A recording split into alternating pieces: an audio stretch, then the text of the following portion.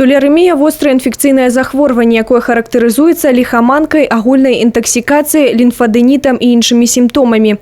Гэта так званая зоазанозная інфекцыя, на якую хварэюць і людзі, і жывёлы. Яе асноўнай крыніцай з'яўляюцца мышы, пацукі, трусы і зайцы. Это заражение через насекомых-переносчиков.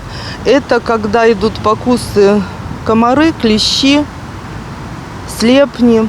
Может также толеремия передаваться при контакте с водой открытых водоемов, загрязненных выделениями больных грызунов. Загрязненные выделениями грызунов пищевые продукты. В первую очередь это овощи. На сельхозработах.